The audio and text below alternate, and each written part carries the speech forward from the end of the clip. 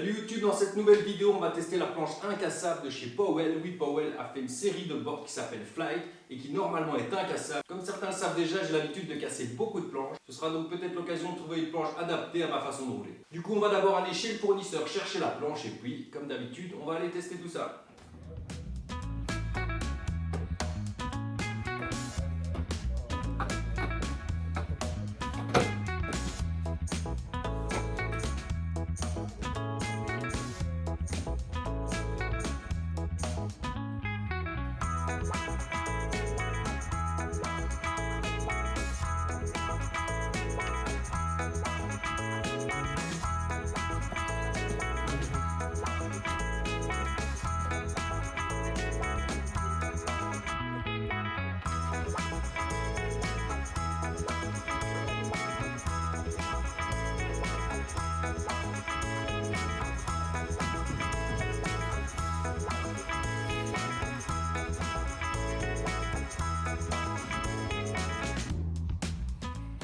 De retour de chez Transat avec les planches incassables, il ne me reste plus qu'à mettre un grip et mes axes sur une de ces planches et on va les tester.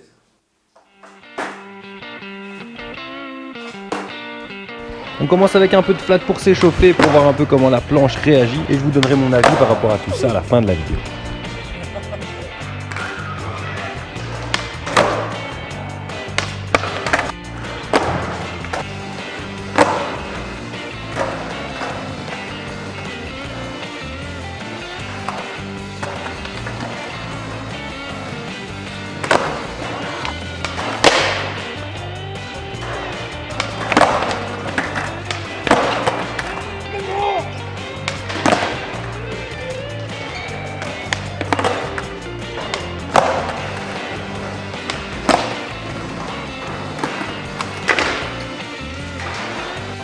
Voilà, pour le flat c'est bon, même principe dans le parc. L'idée c'est de ne pas tester tout de suite la solidité de la planche, mais plutôt de voir comment elle réagit par rapport à une planche classique.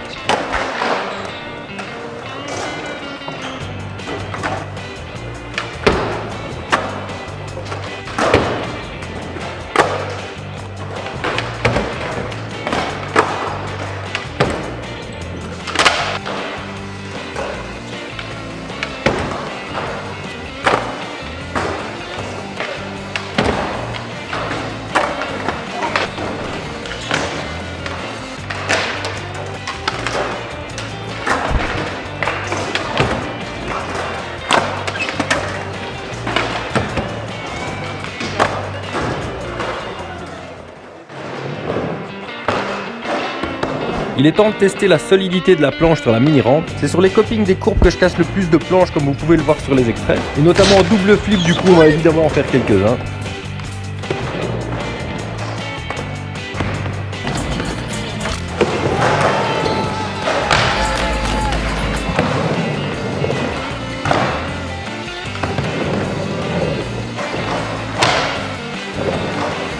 Ici on a vraiment l'exemple classique du moment où la planche peut casser. Là c'est quand elle fait un tour et demi ou bien 2 tours et demi et que je retombe assez fort. Du coup j'ai eu un peu peur, mais ça va, elle a pas cassé. Non.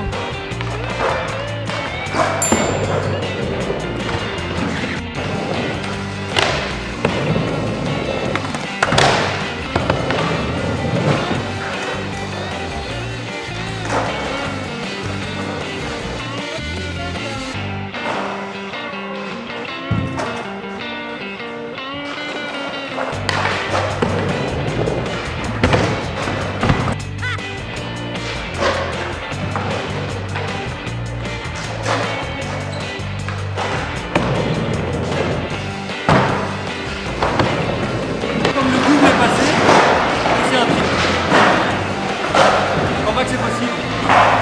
Moi, comme ça, la planche va bien marcher.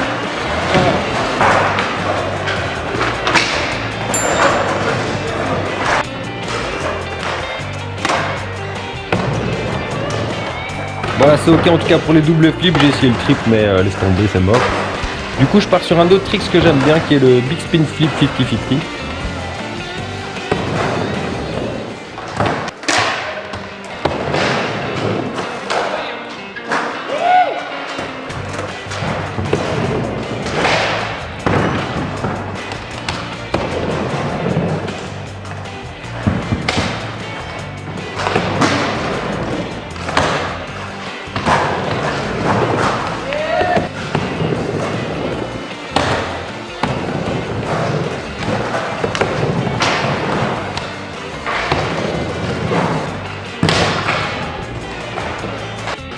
Pour la fin de session, c'est le moment de rentrer à la maison et de débriefer sur tout ce qu'on a fait aujourd'hui.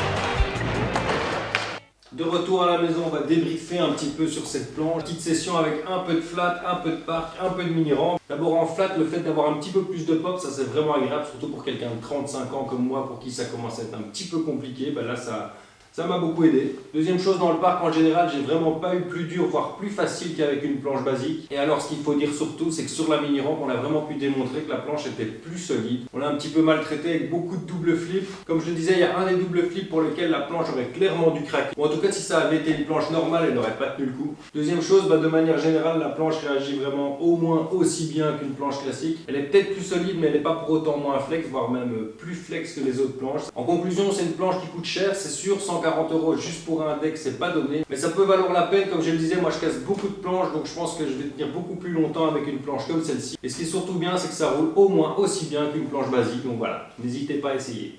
La petite description donnée par Powell est plutôt vraie, à savoir 25% en plus fine, ouais, ça c'est d'office un petit peu plus fin, 200% plus costaud, c'est plus costaud, ça c'est clair. 10% en plus de pop, en tout cas j'ai eu plus facile, notamment pour les tricks en flat. Du coup, c'est sûr qu'ils n'ont pas menti. Maintenant, 140 € pour une deck, c'est sûr que c'est un budget. J'avais d'ailleurs vu sur une vidéo de Powell qu'on pouvait même rouler en voiture sur la planche. Je vais essayer de la retrouver d'ailleurs.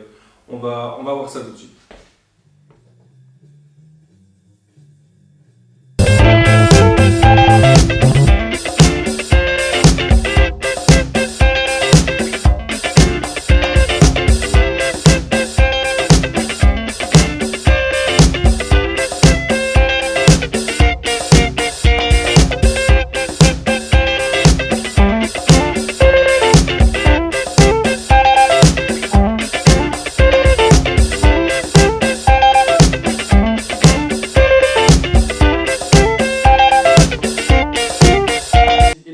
À vous abonner, à partager, à faire ce que vous voulez.